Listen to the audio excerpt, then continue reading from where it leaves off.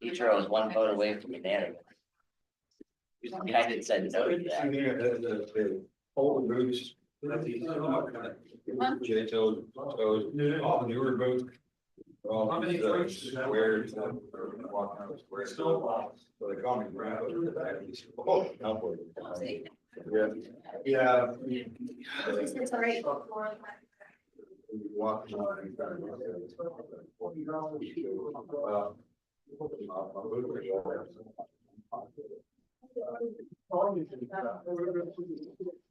6:29. 1 minute. Where's Cindy?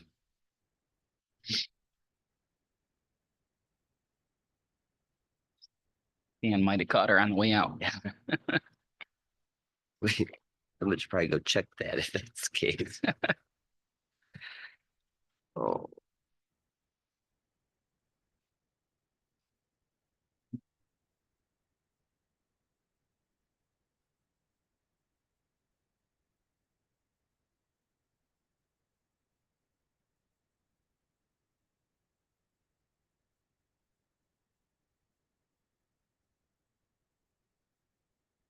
Nope.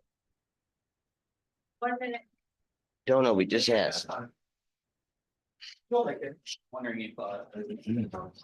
Stan caught her on the Well, I have to be here until she's done. Was going to go check that out. I said something, let her go run. Until they vote him in, I'm still.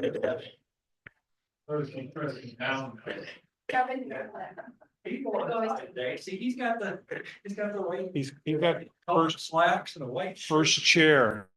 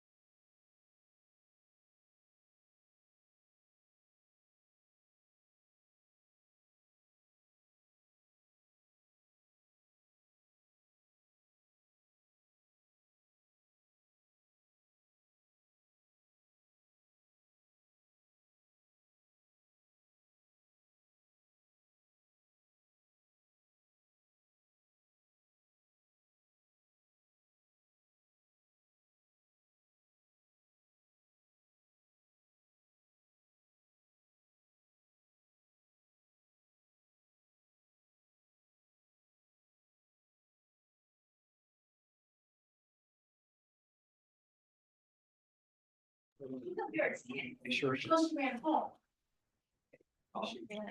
Fell asleep on the phone. I just Could be a texted problem her. with the chickens. Thank I'll you. call her. Texted her. Jerry's gonna call her. Could be something with her chickens. She had to put her 6 chickens in her bathroom. I'm not lying. But she would have to put them. Had to, because it's 4 degrees, 5 degrees, even though she had 2 heaters. Guess what? They're laying in her bathroom. There she is. She's here. I don't think that's what she does. No, okay, here she comes. She does. Hi. You're bringing those? Chickens. Mother hen. Just stand. Okay. What? Allegiance To the flag, of the United States of America, to the republic for which it stands, one nation, under God, indivisible, with liberty and justice for all. Grant us, O Lord, light to our understanding, prudence in our investigating, foresight in our planning, sincerity in our deliberating, grace to follow truth in our judgment. Help us to be moved in our decision, neither by fear nor by self-interest, and to do our work faithfully. May we respect the authority vested in us, for thou art the source of all authority, and may we use it in our directives for the common good, for thy honor and glory. Amen. Call to order. Roll call, please. Mr. Joyce, Present. Mrs. Joyce, Present. Mrs. Hardwick, Mrs. Mara, Mr. Conrad, Mr. Thompson. Present. Thank you. Okay, moving on to public comment. Anyone have any public comment to make? None here. Thank you. Next, reading disposition of the minutes. Do I have a motion to approve regular council meeting minutes of December 2024, please? I'll second. Okay, discussion, corrections, errors. Roll call, please. Mr. Joyce, Aye. Mrs. Joyce, Aye. Mrs. Hardwick, Mrs. Mara, Mr. Conrad, Aye. Mr. Thompson. Aye. Thank you. Next, we'll move on to election of President Pro Temp. Do I have any nominations for President Pro Temp, please? Yes, I nominate Jerry Joyce. Okay, Mr. Thompson nominates Jerry Joyce. Do I have a second? Sounding second. Mr. Conrad seconds. Discussion? Anyone else want the position? Okay, roll call, please. Mr. Joyce, Mr. O'Leary, do I abstain from that or can I vote?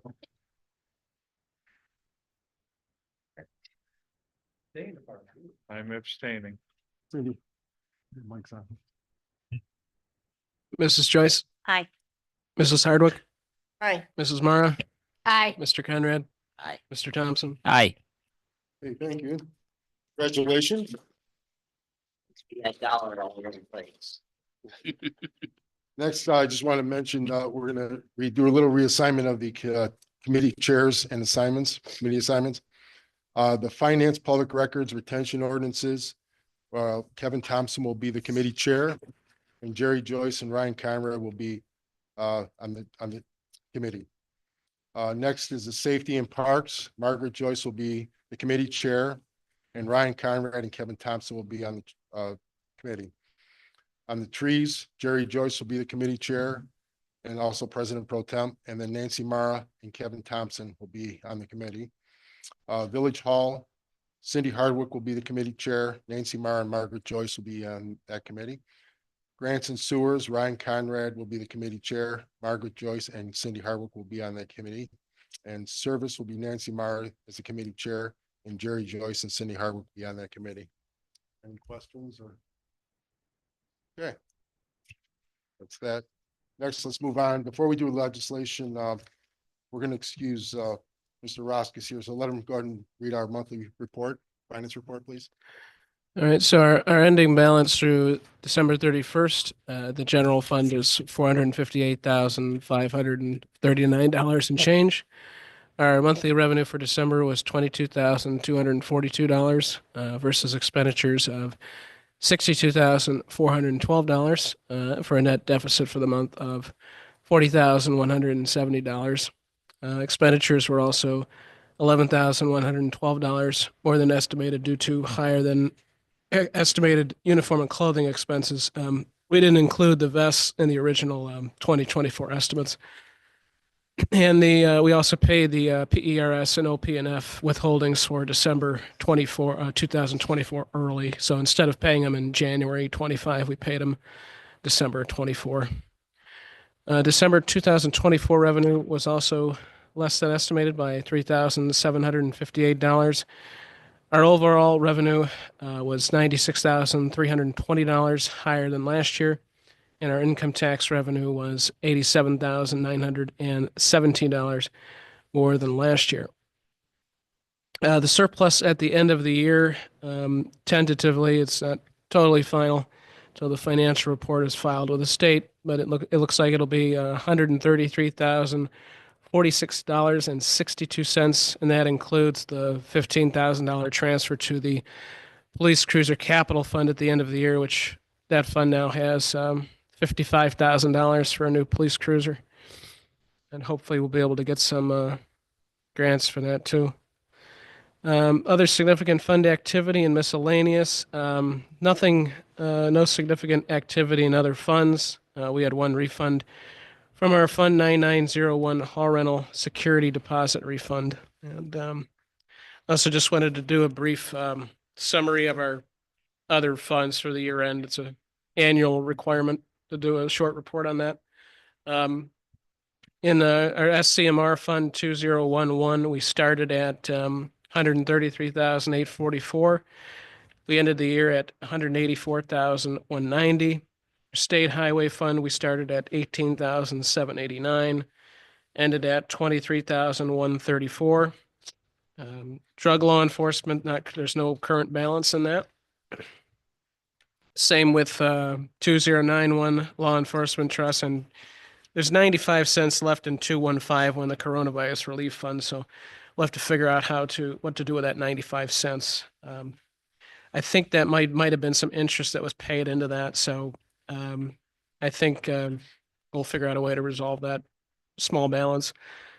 Our 2152 American Relief Plan Fund had a beginning balance of 22,359.67. That is now at zero. We spent the rest of those funds. So, yeah, 2271 Enforcement and Education Fund. This is can be used for like OVI checkpoints and personnel expenses related to that. We started at $4,856.78, ended the year at $4,899.41.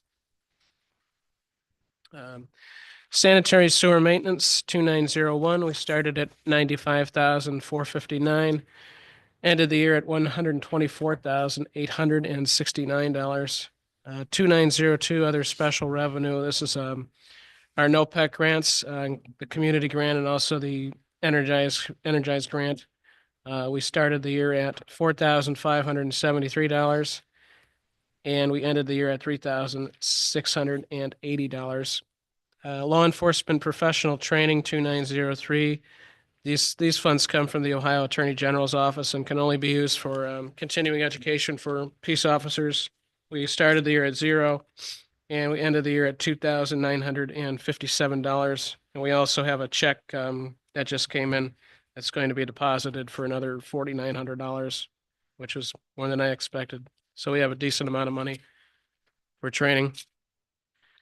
Our Fund 2904, One Ohio Funds. This is from the National Opioid Settlement. We started at zero and ended the year at $888.23, and that can be used for addiction awareness and similar reasons and purposes. Our Fund 3901, Sanitary Sewer Debt Service. That started at $32,381, ended the year at $18,207. Paving improvement debt service 3902 started at $3188 and ended the year at $3,482.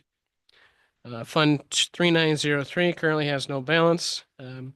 Playground Construction Fund 4201 has $9,000.15, and hopefully we'll be able to use that now that grant money should be coming in. It's a reimbursement grant, but we should be able to use that money this year. And a couple more.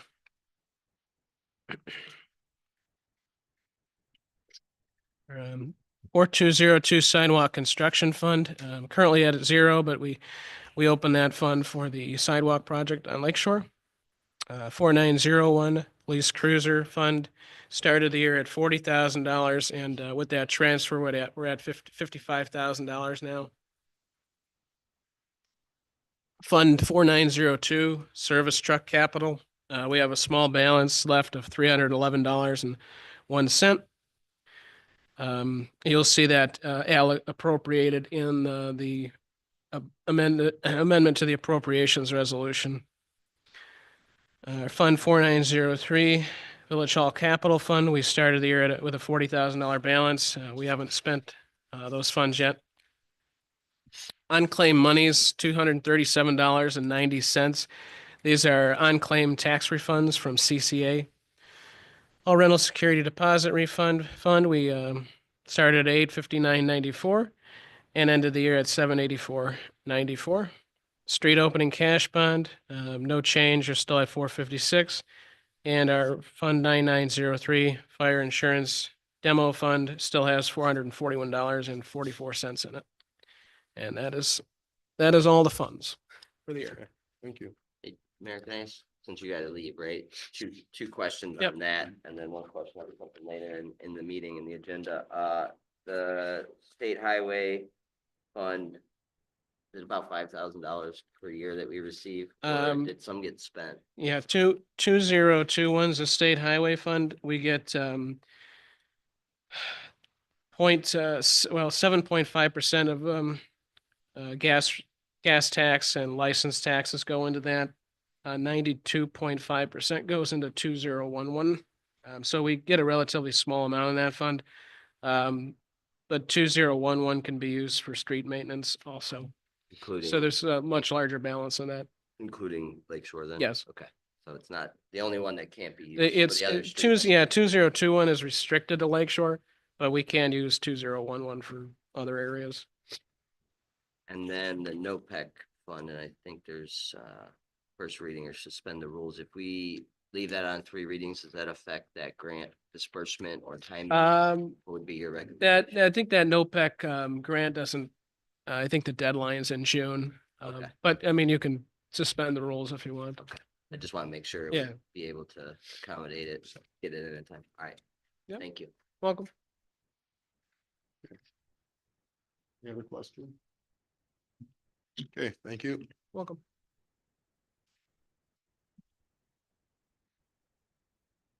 We're on to legislation. Who's gonna take the role then? John? I'll do it. Oh, you'll do it. I'll do it. All right,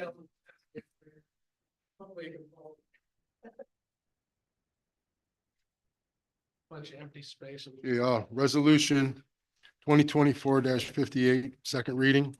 Resolution authorizing the mayor to hire Vincent Cangalosi as part-time patrolman for the Village of Timberlake Police Department and declare an emergency. Next is resolution 2024-59, second reading. Resolution authorizing the mayor and fiscal officer to enter into memorandum of understanding with the city of Eastlake related to alleged past due balances for the wastewater conveyance, treatment, and disposal, and declare an emergency. Next is resolution 2025-1, resolution designating the appointment of Jerry Joyce as president pro temp of council and declare an emergency. Do I have a motion to suspend the rules, please? So moved. Mr. Conrad makes a motion. I second. Mr. Thompson seconds. Roll call, please. Mrs. Joyce, Aye. Mr. Joyce, I abstain. Ms. Hardwick, Aye. Mr. Conrad, Aye. Mrs. Mara. Mr. Thompson. Aye. Thank you. Next, I have a resolution, I have a resolution to appoint, Motion. motion to approve resolution designating the appointment of Jerry Joyce as president pro temp. Move to approve. Mr. Thompson makes a motion. Second. Mr. Conrad seconds. Discussion? No one else wanted it? Roll call, please. Mr. Conrad, Aye. Ms. Mara, Aye. Mr. Thompson, Aye. Mrs. Hardwick, Aye. Mrs. Joyce. Aye. Mr. Joyce. Abstain. Thank you. The next is resolution 2025-3. A resolution confirming amending the permanent appropriations for the Village of Timberlake, Ohio for the year 2025 and declared emergency. I have a motion to suspend the rules, please. So Mrs. Mara makes a motion. second. Mr. Joyce seconds. Roll call, please. Mr. Joyce, Aye. Mrs. Joyce. Aye. Mr. Conrad, Aye. Mrs. Mara, Aye. Mr. Thompson, Aye. Ms. Hardwick. Thank you. I have a motion approving resolution, confirm the amendment of, approving resolution 2025-3, please. So moved. Mr. Joyce makes a motion. Mrs. Mara seconds. Discussion? I'm being heard. Roll call, please. Mrs. Mara, Ms. Hardwick. Aye. Mrs. Joyce. Aye. Mr. Joyce, Aye. Mr. Conrad, Aye. Mr. Thompson. Aye. Thank you.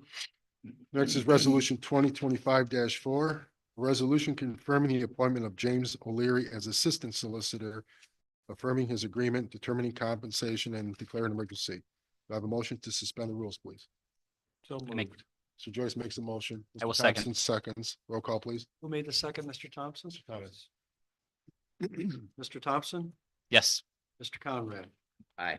Mrs. Mara. Aye. Ms. Hardwick, Aye. Mrs. Joyce, Aye. Mr. Joyce. Aye. Thank you. Do I have a motion for resolution 2025-4, please? So moved. Mr. Joyce makes a motion. Do I have a second? Mrs. Joyce seconds. Discussion, roll call, Hey, please. Mr. Mayor, did you intend to Oh. skip 2025-2 for Mr. Ganakis as well? Permanent Just wanted to call that. Oh, It's a, but we could do We'll it. just then. come back to it in a Yep, minute. come yeah, back just to it calling after. it to your attention. I don't think it was thank you. intentional. I missed it. Yeah. All right, roll call, please. All right. Ms. Hardwick, Aye. Mrs. Joyce, Aye. Mr. Joyce, Aye. Mr. Thompson, Aye. Mr. Conrad, Aye. Mrs. Mara. Okay, now moving backwards to resolution 2025-2. A resolution Two or three? confirming the appointment of Spiros Kanakis as legal counsel, Oh, okay. affirming his agreement, determining compensation and declaring an emergency. Do I have a motion to suspend the rules, please? Oh, we did this. We did that one. Yeah, I've got Ryan made the motion to suspend the rules. Mr. Thompson made That the was, second. that was president. Oh, that, no, mine. No, President no, that Pro was Tem. for. Mrs. Mara You didn't and do then D. Mr. Joyce. Didn't do you? No, he just Thought I was- walked. We didn't do D, yeah. Okay, We were off by one. 1 to 3. Second. Samara makes a motion, Mr. Conrad seconds, roll call, please. Mr. Conrad, Aye. Mr. Thompson, Aye. Mrs. Mara, Ms. Hardwick, Mrs. Joyce, Aye. Mr. Joyce. Aye. Thank you. Do I have a motion approving resolution 2025-2, confirming the appointment of Spiros Kanakis, please? So So- moved. Mrs. Joyce made the motion. I will Mr. Joyce second. Discussion, roll call, please. Mrs. Mara, Mrs. Joyce. Aye. Mr. Joyce. Aye. Ms. Hardwick, Aye. Mr. Thompson, Aye. Conrad. Aye. Okay, thank you. Next, resolution 2025-5. A resolution authorizing the mayor to hire Officer Robert Hobanes as an auxiliary patrolman in the Village of Timberlake Police Department and declare an emergency. Do I have a motion suspending the rules, please? So So- moved. Mrs. Joyce makes a motion, Mrs. Mara seconds. Roll call, please. Mrs. Joyce. Aye. Mr. Joyce. Aye. Mrs. Mara, Aye. Ms. Hardwick, Aye. Mr. Thompson, Aye. Mr. Conrad. Aye. Thank you. Do I have a motion approving resolution 2025-5, please? So moved. Mr. Joyce makes a motion. Mrs. Mara seconds. Discussion? Is there anything about an auxiliary or? No, they're both good officers. I know them. They're both trying in it. The one good thing is that they're calm officers. They're more concerned with serving, finding out how they can help versus going out. And that's what we need out here. So somebody, whatever, an officer's driving down the street and they see somebody struggling, they'll show where you're driving. Rather than write a ticket for a stop sign, they'll show where your driveway to make sure you're okay. Kind of what we. Yeah. Agreed. Sounds like great officers. Yeah, they're good officers. Roll call, please. Mr. Conrad, Aye. Mr. Thompson, Aye. Mrs. Mara. Ms. Hardwick, Aye. Mrs. Joyce. Aye. Mr. Joyce. Aye. Thank you. Next, resolution 2025-6, a resolution authorizing and directing the mayor and fiscal officer to enter into an amended agreement with Biddle Loans Towing Service and declare an emergency. Do I have a motion to suspend the rules? So moved. Mrs. Joyce makes a motion. I'll second. Mr. Joyce seconds. Roll call, please. Mr. Thompson, Aye. Mr. Conrad, Aye. Ms. Hardwick, Aye. Mrs. Mara, Mr. Joyce, Aye. Mrs. Joyce. Thank you. Do I have a motion approving resolution 2025-6, please? So moved. Mr. Joyce makes a motion. Mrs. Mara seconds. Discussion? Mr. Mayor, is this to accommodate kind of what we felt was underpaid per tow related to communities in our surroundings? So this is to increase the fee that we get back from Vitalones? Yes. Okay. That's what it's for. Great. Yeah, thank you. Good work from the chief of police noticing that and calling it out. Yeah, he looked into it and I met with Vitalones and basically came up with a new agreement. Yeah, any resistance on renegotiating it, or were they? I didn't hear anything Okay. negative, so Great, no news is hopefully good news. I agree. Okay, any other discussion? Roll call, please. Ms. Hartwick, Aye. Mrs. Mara, Aye. Mr. Thompson, Aye. Mr. Conrad, Aye. Mr. Joyce, Aye. Mrs. Joyce. Aye. Thank you. Next is resolution 2025-7. A resolution declaring surplus personal property and directing the fiscal officer and authorizing all actions necessary to affect the sale and or credit value of the same and declare an emergency. Maybe we'll just leave this one on first reading for now. Next is ordinance 1-2025, an ordinance amending wages and salaries for the employees of the village of Timberlake, Ohio, and declare an emergency. Do I have a motion to suspend the rules, please? So moved. Mr. Joyce makes a motion. I will second. Mr. Thompson seconds. Roll call, please. Mr. Thompson, Aye. Mr. Conrad, Aye. Mr. Joyce, Aye. Mrs. Joyce. Aye. Ms. Hardwick, Aye. Mrs. Mara. Thank you. Next, I have a motion approving resolution or ordinance 1-2025, please. Move to approve. Mr. Thompson makes the motion. I'll second. Mr. Joyce seconds. Discussion? None being heard. Roll call, please. Mr. Joyce, Aye. Mrs. Joyce. Aye. Mr. Thompson, Aye. Mr. Conrad, Aye. Mrs. Mara. Aye. Ms. Hardwick. Aye. Thank you. Next is ordinance 22-2025, an ordinance authorizing and approving the appointment of a street commissioner. Do I have any nominations for street commissioner? Or any requests for anyone that wants that $1 a year? I'll continue to serve. That's what council I says. would nominate Ryan. I think that he has shown an interest in doing this. He has been instrumental in providing data to the new police chief in terms of the speed at which people are driving down Lakeshore Boulevard, and has resulted in opportunities to correct their behavior. And so I think that he's done a wonderful job. I'd like to nominate Ryan. Okay. Is there a position for sidewalk commissioner? All That would be a encompassing. second one. We'd have to nominate him again for that. Right. It's like safety patrol. All right, so therefore, there are no other nominations. Who seconded that? I Wait. will. Okay, this is Joyce seconded. Oh, crap. I didn't think I heard anything. That's much my hearing. Okay, do we need to call roll on that, or should we just do the resolution? Are there any other nominations? If not, then I would go to suspending the rules. Okay, so now ordinance 2-2025, an ordinance authorizing and approving the appointment of Ryan Conrad as street commissioner of the village of Timberlake, Ohio, pursuant to the provisions of section 735.31 of the Ohio Revised Code, setting compensation of $1 per year and declare an emergency. Do I have a motion to suspend the rules? So moved. Mr. Joyce makes a motion. I will second. Mr. Thompson seconds. Roll call, please. Mr. Joyce, Aye. Mrs. Joyce, Aye.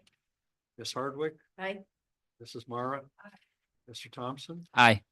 and Mr. Conrad. Do Abstain. I have a motion approving ordinance 2-2025, please? So moved.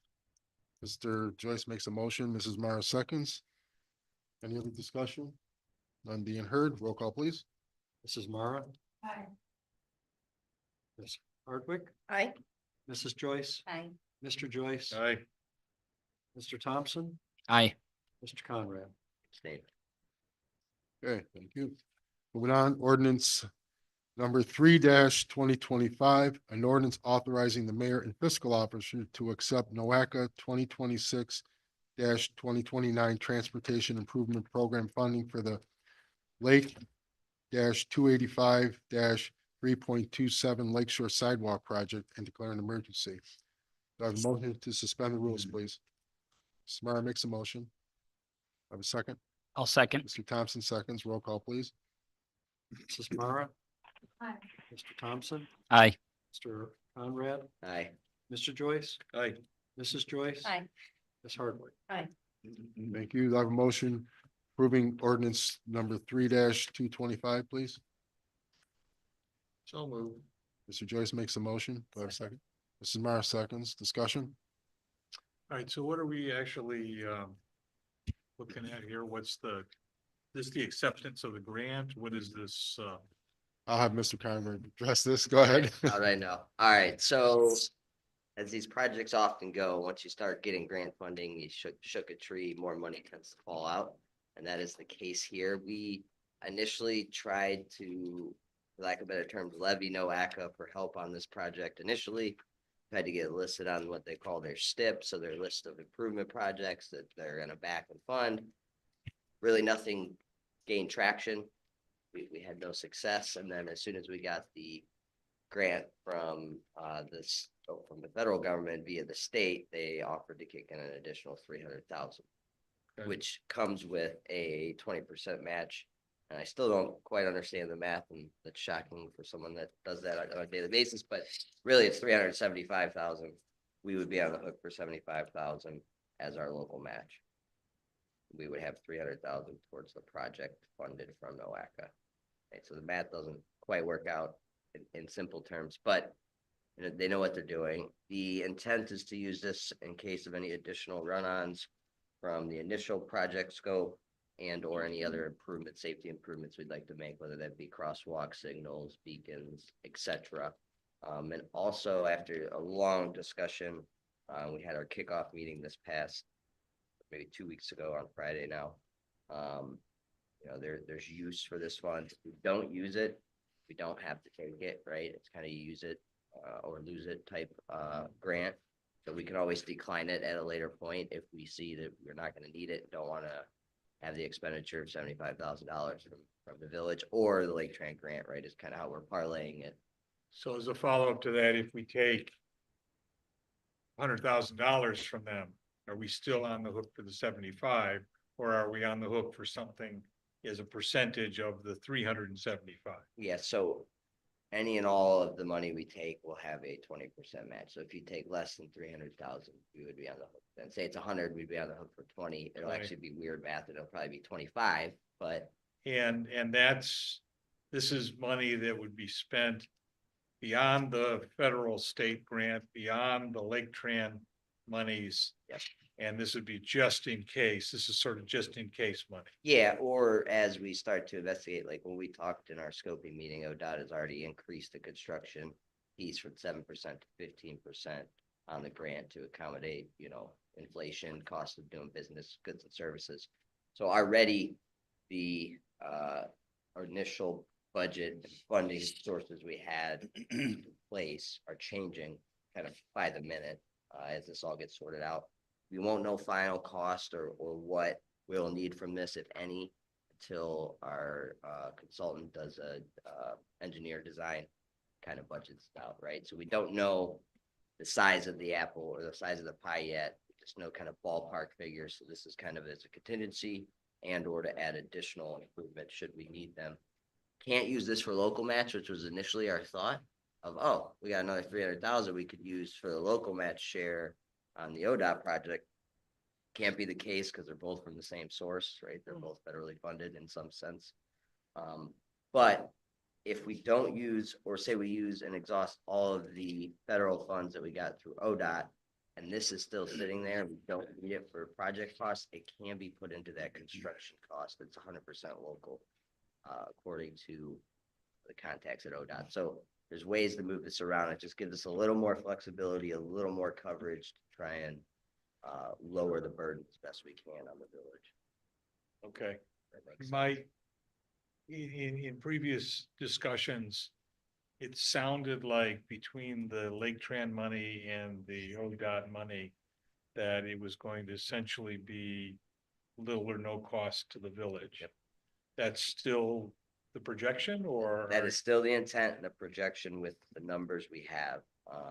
We're still waiting to see and firm that up, knowing what the construction costs will look like, right? So, you know, as Pete drove by, and he mentioned this in our kickoff meeting, because his brother lives in the village, people from Michael with CT Consultants. As he was driving, he's like, oh crap, how are we gonna do this? You know, like as you see it and start to kind of dig into it and start, drawing out the plans, et cetera. There's, trees and maneuvering around things, other additional costs. We talked a lot about, are we gonna do 4 foot or 5 foot? So if we go to a 5 foot now, because it's kind of ODOT rules, there is some flexibility in that. That's an extra square foot of concrete along the whole thing.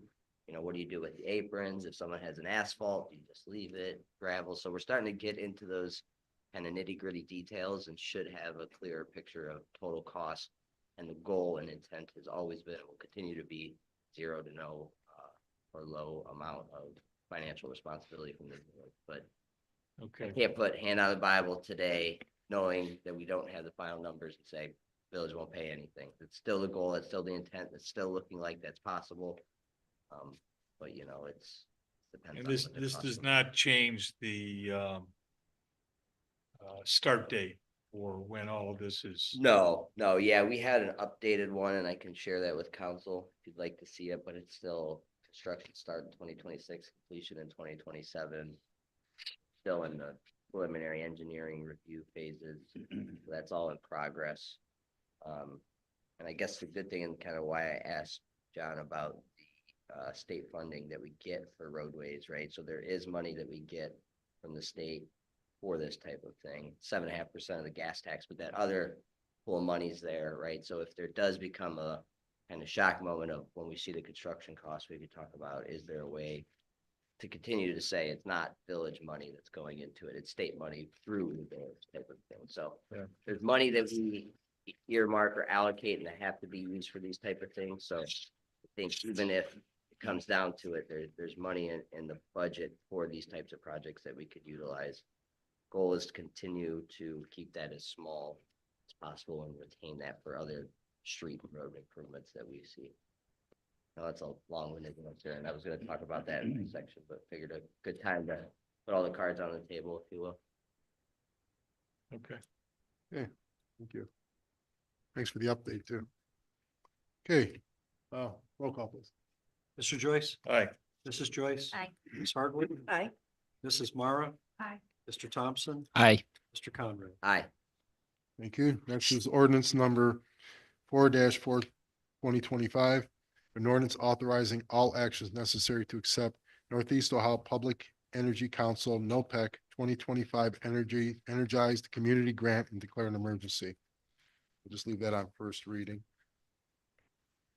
Okay, next move on to reports. Mayor's report.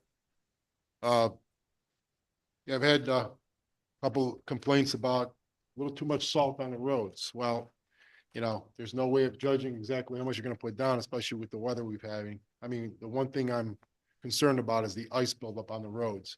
When it snows and it continues to snow and it just doesn't want to stop, basically for 8 hours at a time, unless you use salt, the ice will build up on the road, and there's no way to get it off unless you basically put down salt, let it do its thing. It's got to melt a little bit. It turns to slush, and then the slush could be plowed out of the way.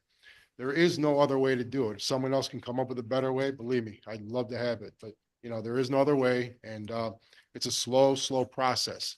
And I know there's a lot of dog walkers. They don't like the dogs getting this salt in between the paws. Well, I'm sorry. I mean, either got to put shoes on the dogs, there's some boots, or like I said, just wait because let them walk in the snow. Because again, the roads have to be passable. They have to be, we're looking at emergency vehicles, buses in the morning, and then of course, all the residents have to get in and out. And, there's no other way to do it, but like you said, to use, especially with the type of weather we've been having lately and the amount of snow we have, you have to use a lot of salt to basically get these roads plowed. It's not like if no one drove on them at all, you can let it accumulate and just plow it one time and be done. But I'm sorry, it just can't be happening that way. So, the other issue I want to bring up is everyone should be, no one got it yet, but if you look online, you'll be able to get your property tax bill. Not everyone's going to be in for a shocker because how they do it is basically only a third of the people are going to get really hammered pretty good. A third are going to probably stay neutral and a third are going to get a little bit of a credit. Okay, this is how they work it out. And I think they do it purposely so that the third that really gets hammered there's never a majority then to contest this. Again, being where I live, I got hit really bad. We got hit really bad on it. And what I'm gonna plan on doing is I'm gonna have a workshop meeting. It's gonna be a property tax grievance workshop meeting. I'm looking at having it on Tuesday, February 11th. So if everyone will mark that down, I'll make sure I get it I want it in the minutes now. Again, February 11th, Tuesday, we'll have it at, What time? 6 p.m. And, basically, I'll also have it in the Times. And anyone who wants to discuss their property tax, they want to know what's going on with it and everything else and how we file these appeals and what the process is going to be. We're going to discuss all that at that time. Mayor, that'll Again, be here at Village Hall. it'll be here at the Village Hall, yes. Again, the tax bills have not been mailed out yet, unless someone did get it, I don't know, but I know I haven't got mine in the mail yet. But again, I looked online, it was 3 or 4 days ago, and it was a shocker for me, of course, but again, not everyone got a major increase. And the way they do it, I don't believe is a fair and equitable way either. Their whole system, the methodology, their whole mass appraisal method that they use, okay, it's all suspect because again, they're just guessing and then they're just projecting. I've got to basically fight now a projected value on my home that they, estimated it to be. And again, they say, well, if it would sell on the open market, this is what you'd probably get for it. Unless I put it on the market, we really don't know. And there was a house, yes, that was for sale here on the lake, 999,000. It was on sale, for sale on. I think it sold for 700,000. So you're talking $300,000 difference. I mean, again, in that house, it was a large house, 2,800 square feet. There's a lot there. And again, we don't know. So this mass appraisal method they do, it's not house or resident specific. It's just a mass method. And they basically use a methodology that, again, like I said, I think it just corrupts all the data that they use. But again, we'll talk about this. I'm going to have that workshop meeting regarding the property taxes on the 11th. And hopefully if anyone has any questions at that time, we can come and hopefully come up with like I said, a plan how to defend our property tax values here. Do you know how they determined what third? Is it a lottery? Is it just random? What? No. I understand the reasoning behind it. Still trying to How- figure that one out. How do they choose which third is going to be affected? Jerry, see- it's statistical, so they use what's called the coefficient of dispersion, and I won't get into the nitty-gritty details of it for all your sake, but they have like a 95% confidence interval, so everything goes up based on inflation, but some have to go up more than others, so they just play with the math behind the numbers behind the math to balance it all out so that it stays within that curve of confidence that they want to be on, that kind of linear line. They don't want anything too far. They don't want too many outliers. They narrow everything in. And then as you narrow in on a fit line, right, you got to have some that are higher and some that are lower to stay on that line. So that's kind of how they play the game.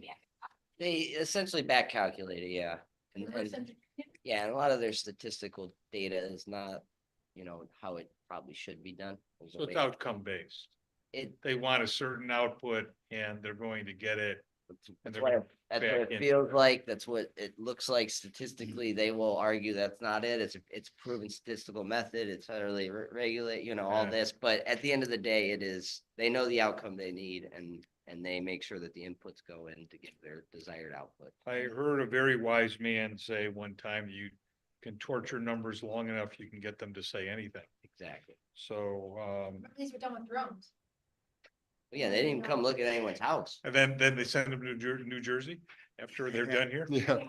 Well, They that- were done with drones. well, We that's- went to our first bunch of tests. They were done with drones. That's what they said. They did not have to go up. Things on our backyard, they were done with drones. And that's a bit of the appalling part is no one ever comes looks. No one sees that, your tub might have a leak in it or whatever the case may be. Everyone's house is in disrepair in some instance, right? Where you got a project or a honey-do list that you never get to, but there's always something to fix on a house.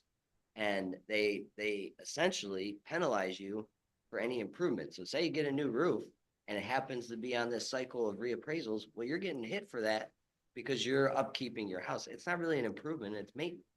but you're getting taxed an increase, base of what they tax you on based on maintenance, not improvements. It's not like you're adding an addition on or putting in granite countertops or something that is truly, an improvement. It's maintenance cost or maintenance improvements. Get lumped So with it. John, what's the website that you go to check? You know it? Actually, it's on our website. Oh, it is. If you go to Okay. our website. All right, there's a link. there's a Okay, link to it perfect. there, yeah. Great, thanks. If you go on, sorry, excuse me, next door app, people are, you gonna get a next door app, you go on next door app, people are complaining, people are realizing they're getting their property taxes, these are the people you wanna reach out to. People are upset, people are very upset, so people are getting their bills.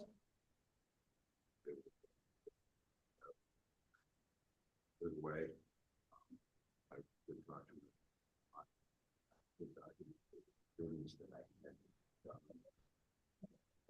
Get one. I'm sorry. I did document the improvements that I had not done on the house, like there was some waterproofing that needed done. And I needed a roof, so I called Dr. Chief Dolman. I talked to some companies and got estimates for those, sent those into the treasurer's office. And they reduced my value by about 50,000 on their estimate. They reduced their estimate by the amount of the repairs that I had coming. And whether I do those repairs or whether I don't, but that still reduced the taxable value of my house. So that's one way. That does make a difference. The only thing is that this time around, what they're doing is with this mass appraisal method, they increase the value of the property themselves, the lots, not the dwelling. With this mass appraisal method, they use a different methodology where they basically will take a house, even though it's not comparable, the dwelling's not comparable, it's in that same area. And then what they'll do is they'll take that value, they'll subtract basic building costs, which is the cost to replace that house, and come up with a residual value of the lot. And that's what they did basically alongside in Timberlake here on the lakeside properties. They increased everybody's property itself over 100% just by basically using that methodology. So, and then what they do is, again, they'll take an area and only do a third of the people that they'll do it. Because when they do the triennials and the sexennials valuations, what they'll do is they'll take only a third of the state, and those third will be go under the or under the new appraisals. So what'll happen is only a third of the state will be upset at one time, which means now we can't get a majority to file the constitutional amendment or to fight the amendment. Then they do the same thing with the county. The county will do the same thing. About a third of the residents will get a major increase, and again, never have a majority. So this is all done calculating, and then you've got House Bill 920 that comes into it. That's supposed to regulate what the schools get, but then again, because of the 20 mil floor that they increased it to, they're getting a windfall where, in our case, Willoughby Lake School is going to get over $8 million without the vote of us, of the people. And again, when we voted for the tax levy a couple of years ago, we thought that would be it. Okay, it would cost us X amount of dollars, and that was it. I was paying $4,000 to Willoughby Lake School. Now it's up to $6,200. Okay, and I didn't get to vote on that extra $2,000. And again, they did that because of House Bill 920 and because of the 20 mil floor. But again, I'll explain a lot of this. We'll get into a lot more detail at the workshop, but that's just a little bit of a taste of what we're up against here. So. Okay, that's all I have. Solicitor report, Mr. Galakis. I guess first, thank you for having me again. I look forward to working with everyone as we go forward. I want to thank Mr. O'Leary for recommending me. I look forward to working with Jim going forward. That's all I have for today. If anyone has any questions for me, let me know. I think everyone has my contact information. I hope. If not, let me know. I'll give you my cell phone, my email. Cell phone's usually the best way to get a hold of me. That's all I have for tonight. Larry, our assistant. The only thing that I would add, just to let you know that we've been in contact. I've been providing him with information. And today in particular, we talked about the city of Eastlake and the whole bill that we got that's on second reading for today. And we have developed a plan of attack of how we're going to address it. And just so that you know that we're going to kind of tag team on that one. So one of the beauties of having the two of us work together. Great, thank you. You can play good cop, bad cop now. It always works. The bad cop, bad cop. Back up, And that's then right. we'll be the good cops when we go in. Yeah, please keep us posted on that because it's out and lingering. Next, Ms. Hardwood, Village Hall. Village Hall. No, Johnny's not here. We should have over $40,000 in our pot, and we should be getting 20. 40,000, Yeah, for 2 years. 40,000. We have 40. He said it today. Huh? We have He 40,000. said that Oh, I'm in the sorry, revenue yeah. numbers. Oh, okay. Right. Go ahead. From top to bottom, we need a floor and we need a roof. Because I'm involved on the inside, I would love to see a floor in here. And as long as the roof doesn't leak on my floor, I think the floor should come first before the roof. We do have several companies that has given us estimates on the roof out here on the pavilion and the roof on the pavilion down at the playground for metal roofing. So we do have those. That's probably what we want to do first. And then move forward for the rest. Maybe we'll set up a committee meeting to Mhm. discuss that in the next month. Sure. You have, Yeah, pretty date. have you looked into flooring and cost, et cetera, thoughts, anything? I haven't even touched, I haven't scratched the surface. Okay. Okay. Yeah, curious to see what that is. Yeah. I was mentioning last time we had that money, we had it, I mean, I know we looked at the roof, et cetera, but I kind of agreed dealing with the inside as long as the roof is in good, stable condition, knock on wood. And then that's a good plan of action. It'll change the whole look inside. It's probably be commercial luxury vinyl flooring, right? LVF? Okay, cool. Plank, Yeah. LVP, luxury vinyl plank.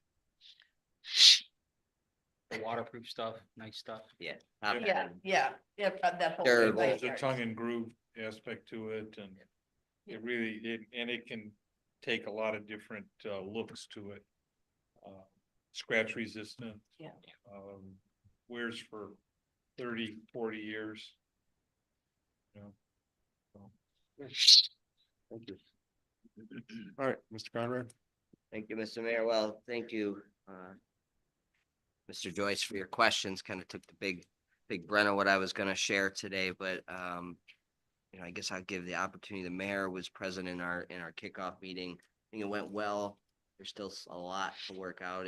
Even though it's a simple project, it's still quite complex in terms of funding sources, agreements, who needs to be there, we had 12 ODOT people on that call, one from each department, whether it was easements or signs, and they, you know, quite the big engine down there. So we're learning on our feet, trying to understand, got good relationships with our project manager as well as Natalie Conley at ODOT, who's kind of their finance manager, been there a while, very helpful, very resourceful. Leaving that meeting, I wasn't very thrilled with it. I was a little uneasy. You know, this part that we are on the hook for goes up from 7 to 15%. It's essentially doubling. So I placed a call to both our project manager and Natalie Conley. I was like, don't worry, don't panic. You're doing the right thing. I'm glad you're reaching out. All preliminary. It's not finalized. Might be able to use this and that. I even asked her, like, should we even take the NOAC money? Because I had the same thought that you kind of did. You know, 75,000 as local match. It's a big number for Village of Timberlake. She's like, I wouldn't turn down any money at this point. We'll see where it goes once we have final numbers and we can adjust on the fly. So she gave me a kind of a bit of confidence in, and I shared our concerns, what we're trying to do. You know, small villages don't have the resources, and she's like, we'll be okay. Was kind of her take. I mean, nothing's a guarantee when you're dealing with these agencies and the funding and the project and construction costs. It's all so variable right now, the way the economy is. But there was a sense of comfortability after that call. So I just wanted to be open and honest up front, transparent along this whole process as I have been. Again, anyone that has questions or concerns or wants to see what we've done or what we're doing, please do reach out. I'm happy to pull the curtain and share all that, just try not to burn you with all the painful detail of this. It's quite a project. Couldn't imagine having to build a road or bridge with us.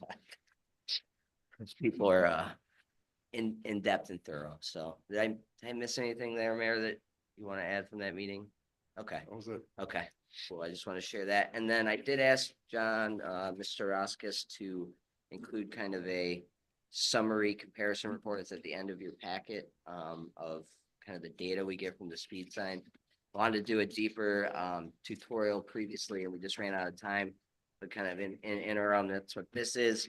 But you can see there's kind of two report periods, and they overlap a little bit by 7 days a week.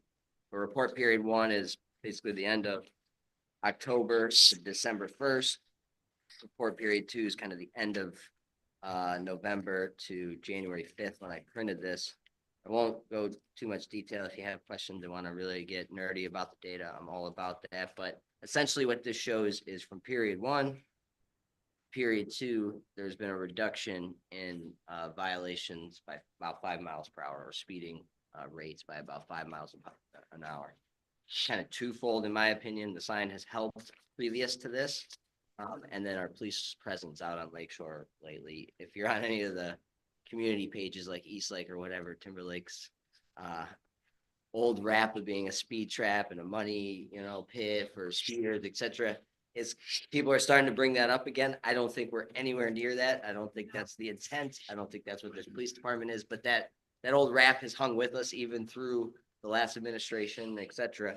But I see not only, visually when I see the police presence and talk to the officers and know kind of what's been going on out there, but then look at the data of the speed sign and it's working. So kudos to our police department for actually having that presence and doing a good job out there and taking care of lots of DUIs lately, which is really scary to think about. Should never be kind of vehicle like that, but also just stopping people. I saw last time I was trying to come up here, had something to do. The officer was blocking my driveway. It was literally 5 minutes. Just ask for the ID, check to make sure they weren't impaired, and then let them go. So it's kind of both sides of the spectrum. We're not out there just hounding people. We're enforcing laws and giving the benefit of the doubt where we can.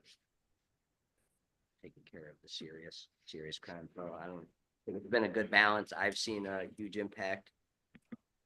Yeah, that was that.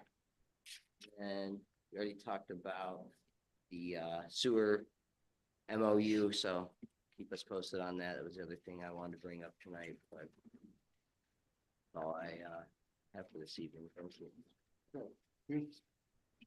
Joyce, Okay, you're on the trees now, so. yeah, no, I have nothing to report on trees, other than to, express, my, appreciation to the mayor. Mayor asked me to take this on. Expects my appreciation of the mayor sarcastically for putting me on that committee, but secondly, for, staffing it with two people who have, been on that committee in the past, and I'll be tapping into you for your knowledge and experience as we go forward. I secretly pray that we don't have 100-year storm this year, because that affected both Nancy and Kevin in terms of the amount of irate calls that you received. But I appreciate the opportunity to do that. The second thing is, and this is in regard to what Ryan brought up with regard to the sidewalk project. We had promised the village in a generic sort of way that once the project scope was identified, what the preliminary engineering drawings would look like and all of that, that we would hold a village town hall. And I not that what the villagers might say would significantly affect the project. The project's going to go forward, but it would allow them to at least weigh in and then be informed of whatever the project is going to look like.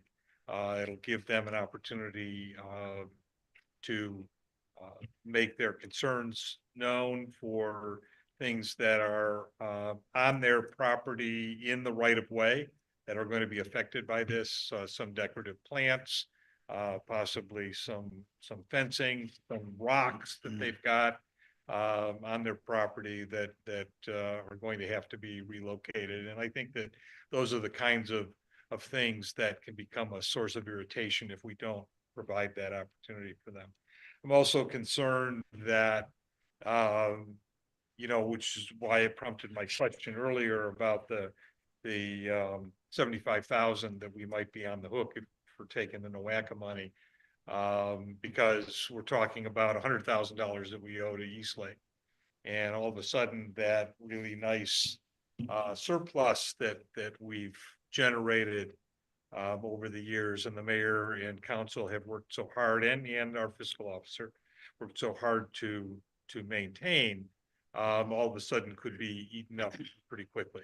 So those are concerns of mine as we go forward. The other thing that I want to pick up is a little bit of whimsy, maybe, if you will. But it seems to me that the mayor's picture should be on the gallery on the wall. And I know that council has a little bit of money that is not specifically assigned to anything except for those things that council wants to do. And I think that council should pay for a professional photographer to come in, take a picture of the mayor in all of his regalia here with the Timberlake sign and the flag and everything, and have his picture put up. Initially, when this came to mind, I recall having a discussion with someone saying that, oh no, the mayor's picture doesn't go up until he leaves office. And I did some checking to find out that that's not really true. Now, all of the mayors the previous mayors that are out there obviously have left office, but and then I thought about, well, where did I hear that? I heard it from probably the most humble person in this room, and that is the current mayor. And he thought that his picture should not go up until afterwards, but I think that would be a travesty if we don't do that. And I would like to Set a motion? set a motion to the council to vote on hiring a professional photographer. I know one. I don't know if that would be the kind of thing that we would have to get 3 bids on. No. Okay, good. That to come in and take a picture of Mayor Mara, and he'll stage it in a way that it looks good. I'm suggesting that maybe 3, 4, 5 different pictures are taken, and the mayor can then decide what one he would like to have as his official portrait. But I think that it would be appropriate for us to do that. So I make a motion tonight that we set aside some money. I don't think that it's going to cost us more than $150 to get this done. That would include the framing and the matting and all of the stuff that goes along with it. But I think it's long overdue. I was second. Does J.C. Penney still do theirs in the basement where they can hold bunnies up and? Is there a J.C. Penney's that's even open anymore? Great family Christmas photo from there. It's on my wall. You know, I don't want to change the perspective here, but there is another wall on the other side. It would probably be worthwhile for people to know who all the council people are, to get all of your pictures done and put them up with your names underneath them, so that when Miss Hardwick is here working on stuff for the village hall and people don't know who she is, they can see her picture on the wall with their name on it. But that's something the council would have to take care of otherwise. I think we have like a $3,000 budget for council, just for us, what we need, so there is. So money I there. don't think that you need to discuss that necessarily tonight, but I think if you're going to You're just spend saying, some money on it might not be a bad idea. I guess I'd ask a resident how they feel about that. Yeah. And they will see. Yeah. They live here. So recognizing them. Oh, they all know me by now. Yeah. Your mugshot will no longer let you fly under the radar. All right, Mr. Conrad, Aye. Mr. Thompson, Aye. Mrs. Mara, Aye. Ms. Hardwick, Aye. Mrs. Joyce. Aye. Mr. Joyce. Aye. I just want to touch on that NOACA grant that we have. Well, we can also use that for, again, I know Ryan was talking about the aprons, okay? That's one of the things on Lakeshore we can do is we've got that Lakeshore money that we can use. And we can use part of that money then to give these people aprons that basically concrete aprons that tie in. These are the driveways that have asphalt and or gravel there, currently. So from the sidewalk to the road, we would, use that money for that. And that's where it would really come in handy. And again, we wouldn't have to use money from the general fund. We could take it from the Lakeshore money, the state money that we have. So again, there's a lot of things that we're gonna use, and then there's ways around it. So, and then again, hopefully, who knows? I mean, there may be a couple other entities out there that want to give us some more money. So, Yeah, and the NOACA, they're big on sustainability and greenhouse gas reduction, so the foliage that we may have to move or displace could be Replace. replaced with native. Yeah. I even asked the lady at ODOT, can you give me a preferred list of native tree species that you would like to see? So hopefully, 50 years from now, when there's some other poor soul in the trees committee, the nice, healthy, stable tree that is meant to be here, not just kind of growing on its own. So right. Yeah. Mrs. Joyce? Oh, yeah, not too much. Still working on our emergency plan. I forwarded to our little subcommittee working document this afternoon. I hope to meet with them, get their input next week, and we'll see where we are. Okay. Thank you. Yeah. Mrs. Mara? I want to bring up that, thank you, Cindy, for always being president of the Village Club. You are officially stepping down. So the Village Club does a lot of good things for the village. You were there 2 years, Village Club president? Okay. So Village Club is looking for a president. I think they have their other officers chosen to be voted upon, correct? They're looking for a president. They're going to do without a vice president. They have a secretary and they're looking for somebody for a treasurer. So. I want to make sure this gets out in the minutes because they do a lot for the village, but it takes a lot of people to come consistently. And that has been the problem. We've had the same 5 or 6 people coming consistently, and they get tired, they get worn out. Cindy being president for 2 years knows how much work it is. It's not a matter of work. It's a matter of, okay, who's going to do what? Will you show up? Will you follow through? I was brought up, there's the Moms Club who would like to do more, but one of the moms, very wisely, she's a risk management person, insurance person, would like to do more with the village, such as like hay rides and so forth. That would cause, she feels more risk. She is looking into Love Insurance, even though the mayor has assured her that the Village Club would be covered about events, but she's not comfortable with it. And she'd like to do more with the Village Club and get another, I want to say, rider or what have you. I just spoke to her. She is reaching out to Love Insurance. We both agreed that that would not be a cost to council. That would have to be a cost to the Village Club. So if they would like to have more events, that would be on the cost of the Village Club. Because she's very, they're very ambitious of what else they want to do, but they're afraid of risk. So, bigger and better things for the Village Club, especially for kids.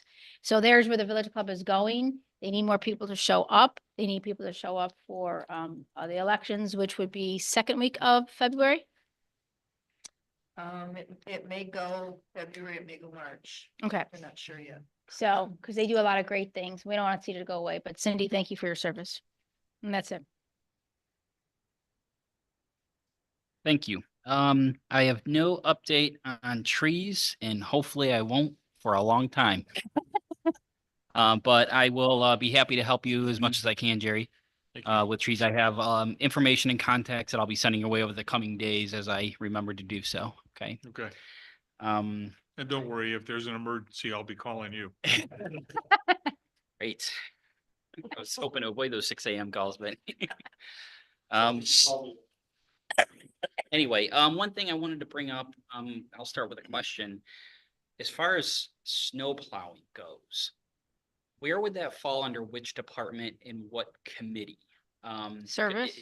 Would it be service? Because we could theoretically sub it out. So where would it be under service? It has to do with maintenance of the village, right? Okay, so Street commissioner. street All commissioner. policy. I think we Trying to should, drive the snow. plow. Been trying, he won't. Perfectionist. I think we need to discuss snow plowing in a committee setting where it's a little more lax than a formal meeting, where we have more time, we can hash things out. Because as of right now, I feel we're in a unfair and untenable situation right now. The mayor is doing, I would say 100% of it, pretty much. We could have members of our service department help, but it appears from what I've heard is that most of them have no desire or the ability to do it properly. They don't know how to do it, or they won't do it. So that's an issue, and it the mayor doesn't mind doing it. He does it, but it is a lot of work. He works late nights and sometimes has to get up in the middle of the night. And as he stated, sometimes it just keeps coming and coming and coming. We have to keep up with it. And there's one person who's doing it. And I think we're going to have to talk about how we're going to work with that and how we might be able to compensate the mayor more. The problem is obviously during this meeting, we would obviously need legal counsel and possibly even fiscal officer Ross's their input because there's implications here. Generally, a public office cannot award bids to itself because it's a conflict of interest. But the fact remains, it's the mayor who's doing it, and he's not being compensated for it. And we all know what our compensation levels are; they're not exactly high, right? So, one easy way to do it, and this is stuff that we can hash out in a committee, it would be a better setting, we could just raise the mayor's salary, and it would be under the understanding that he's going to take care of the snow plowing. So we could just do that, and that could be under his job description, and it would just be an official pay raise to the mayor. Now, the problem with that is because he wouldn't get that raise It won't take until effect until the next. next That's right. I election almost forgot cycle, about so. that. So that's another thing. But then the problem is if we give the mayor a sizable boost in pay because he's going to take care of the plowing, some seasons we have not a lot of snow like last year, and some seasons like this year we have a lot. And when John Mara is not mayor, is a future mayor gonna do that? Like if his name was Kevin Thompson, he would not want to do that. So, so we can't just blanket give him a raise, the position a raise, because that might not be something a future mayor would do. And then we would have to retract, a future council who, doesn't even know the history of why the mayor's paid what he is would, be. So anyway, I do think we should talk about that. So whoever's in charge of service department, if we can get together and discuss something like that, have a meeting, I do think it would be wise to involve council. I mean, council because counselors, because we're going to need legal advice on that, how to do it, because I don't know if a stipend would work or something, but Well, what we did in one of the communities that I represent, we were without a zoning inspector in the summer. And you can't be without a zoning inspector when you have 4 new housing developments going.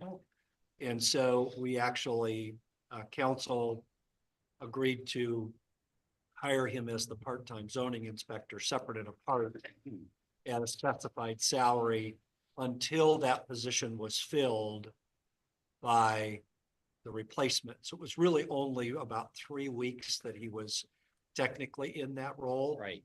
But it compensated him for the amount of time that it took for him to process the permits and take care of stuff. So that might be one avenue that you could take is to basically hire him in a specific role in the service department, separate and apart. Service We want to director. make sure that we're not afoul of anything, but Right. Can't we put an ad in the newspaper? Well, that's another thing. So, I mean, we could maybe go with Eastlake. What I've heard is their vehicles are very big, and they might not be able to do all of the little nooks that Timberlake has. And we could sub it out to a company that would be very cost prohibitive. It'd be very expensive. So, What does Lakeline do? East Lake. It's East just Lake Lake, does it? it's just Lakeshore. So Yeah. East Lake does all. of it's a very Lakeshore, right? small stretch. I mean, Yeah, I understand that, It's, but It's a couple side streets, campers. But we go through East Lake for services. is it a separate fee for the plowing as opposed to everything else? Do you know? Of course, this is when we need Roscoe, so. right. John, I believe it's all inclusive, but I can check. Okay. Okay. I mean, that's something we can look into and then perhaps discuss further. It's kind of unfair, the circumstances we have now. We have a mayor who's working like day and night. Sometimes when it's snowing and snowing, there was no additional compensation. And he can't even get service to help him out with this particular issue. And that's really not in the mayor's job description. I mean, he's supposed to take care of the village, yes, but once again, it's the whole. Could we consider hiring somebody for service that was qualified to drive a snowplow and is willing to? Sure, and I would talk to the head of the service department, who happens to also be the mayor. So, Yeah. Shouldn't that be a paid position too, head of service, like other communities? Does East Lake do that? Or is that, because he's the head of the police department, safety director gets. a Well, the pay- street, in some of the communities that I have, Street. the police chief is also the street commissioner. Okay, but could service director be a paid position as well that usually Right. goes to the mayor? We could use that as a way of compensation. and service is responsible for plowing the roads, so like future, in charge of service department would have to figure that out. Yeah, and I agree with getting help, but I know your concern has been, they're not in the village, it's hard to get here on time and be Well, around and. Here's the problem, Sporadic. okay? When it starts to snow, you gotta get on it now. Yeah. East Lake, they got all their main streets to do first. Like, you look at their side streets, I mean, they're the last thing that are done. We will be the last on the list, no doubt about it. Plus, our village is not easy to plow. You gotta have, it can't be any bigger than the truck we have now because you'll never make those little triangle turns, zigzag around. And again, you gotta put salt down when you do it. You gotta know what you're doing. You have to have experience when you're doing this. You can't just run the plow. You have to operate the truck, okay? And again, you have to have experience. I need someone that will say to me, Mayor, I got this. Don't worry about it. No one's come through yet, okay? It's always, well, teach me. You can't teach someone to snowplow. You have to know how to do it. You have to have experience. I mean, you have to have a couple years maybe experience. I mean, I've been doing it since I was 14 years old. Okay, before I started driving, I was plowing out in the yard. Using my dad's truck, so again, and there's, our villages, like I said, I'm very particular because again, it's got to be done right also, and then that's another thing, last year we had someone do it and honestly, they didn't clean out the spreader, wash down the truck, right? You have to do it every single time faithfully. You let it go one time, it'll just eat rust right through the truck. So, we have a brand new truck. And again, I just don't want to see anything bad happen to it. So, being particular like that, and again, if someone were to come through it, I'd be glad, like I said, to give it up, but no one has done that yet. And so that's where we're at with that. So, but if I can, there's another position I can hold, I'd be glad to do it. Cause I don't mind doing it and, be a lot better if I got paid for it, obviously, because like now that our tax bill doubled, I mean, I can use the extra money now so I can give it to the schools. I mean, that's where it's all going. 65% of my taxes going to the Willoughby Lake School District. That's all I got. Okay, thank you. And I appreciate it. It is a concern. Thank you. All right, police chief report, officer. Hi, my name is Richard Schilling. I met, to be when I was sworn in here with, Chief Dolvin. Not sure if I met Mike on the other everybody. side. Oh, I apologize. I'm not sure if I met everybody. When you hear any stories, I trained Nick. That's how old I am as a police officer. I was a police officer last century. It is awful. Anyway, that sounded bad, but some of the things that we were going over, I also write grants, policies, things like that. So your Vita loans stuff, your auxiliary program, your tow sheets, your all these wonderful things. Those, I'm the one shipping it to the chief, and the chief goes, "Hey, look what I did."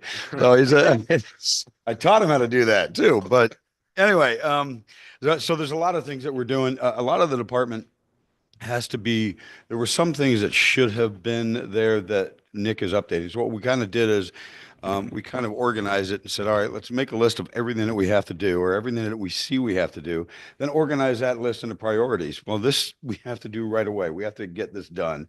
This, we can put that off and so on and so forth. It's like your daily activities from officers. Officers should know how to write a ticket, should know how to make an arrest, should know how to do this, should know how to do that. Well, some of them were unaware of that. Well, you got to do that because that's what you're doing every day. So we're writing that and we're taking care of those things. Also writing grants. We had a grant. We were coming in at about 97,000. The USDA had a special vehicle grant, and it was a great grant. And they kiboshed me because they said the median household income of the village of Timberlake was slightly higher than what we were allowed to have for that grant. And they said negative. I was like, okay. So we did sign up for the Justice Department grants, the cops hiring grant. Those ones, the cops hiring grant for the village this size will pay for one officer for 3 years. You're on the hook for the fourth. So when that becomes available this coming year, we'll be submitting for it. I've submitted for it before, and I got 4 officers downtown. It was about 397,000. What we were able to do is, and what we'll end up doing with this one as well, is we will include everything. Instead of saying, well, this is what we're paying the officer. No, this is what we're paying the officer, but this is what it costs us in his uniform. This is what it costs us for his vest. This is what it costs. And we will incorporate all of those costs into that grant. So they will pay us all of it for 3 years. The only problem to catch on the grant is you pay the 4th year, and you additionally, if there's any increase, you absorb that. So let's say you're paying a guy $10 an hour, but the next year he makes 11. That dollar difference an hour is not accompanied on the grant. You absorb that as well. But it gets us 3 years. So we're going to be submitting for that as well. We're already paying it as is, so it's. Well, basically right, but 3 years it'll take that away and it'll free up that additional money. For 3 years, and the 4th year would be part for the. Correct. Just to put some other things in perspective, the chief wanted me to address. Normally, there a lot of other agencies will have, not their officers do 3 citizen interactions or 3 traffic interactions per shift, things like that. In 1 month, you've got about 720 hours of police work. So to put those citations in effect, we wrote about 25 citations in 1 month. Out of 720 hours, we wrote 25 tickets. So when they say, oh, we're the speed trap, we had 720 hours and rewrote 25 tickets. It's not that much. Some of them, we did get a complaint from the owner of the shopping center. They said that the patrons coming out of the bar felt like they were being targeted. Yes. I mean, you stumble out of the bar, we're going to go, I want to talk to you. So yes, that's we do, because ultimately, look, we can talk about police work all day long. All it takes is one drunk driver to kill somebody, and you'll wish you had been out there for years. There's a, sorry to interrupt. but You're fine, sir. Go ahead. There's a Mexican restaurant on Route 2 Airport Highway in Toledo called Loma Linda's. And right next door to the Highway Patrol. And on certain nights, they are out there waiting to see how many people had maybe too many margaritas. And that's. And believe it or not, there is case law on that. I'm the case law guy, so if, from Rodriguez versus Illinois, or Mims versus Florida, or Pennsylvania, actually Pennsylvania versus Florida, Mims. This is what the officer can do. This is why you can do it. If you see somebody stumbling out of a bar and somebody apparently drunk, stop them. There's your reasonable suspicion. Stop that individual, because you're going to hurt somebody. OVIs cost lives. They just do. We are in contact with MAD, the Mothers Against Drunk Driving, get some stickers on the car and things like that. And I did talk to the Columbus representative, and I did advise them, hey, the shopping center owner doesn't like us targeting his patrons. He would rather they be allowed to drive home. She was a little upset by that. So she's going to call the shopping center, and go, why would we make this call? Protect the drunks, but not the cops. So she's going to speak to them. I'm not sure if you're familiar with. Yes, yeah, yeah, it's a public, the case law as it is, it's, even though it's privately owned, it's public access. And so there's case law to support both.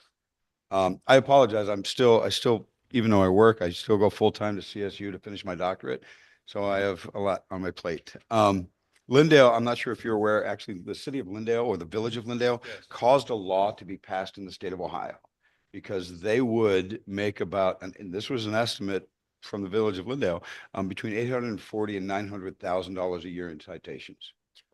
They had 140 feet of highway and they made $900,000 in citations a year on that 140 feet. And there was no access or egress from that. Not at all. 40 feet. So the state of Ohio passed a law that said you have to have a certain footage or you have to have access and egress to your village, and they did not.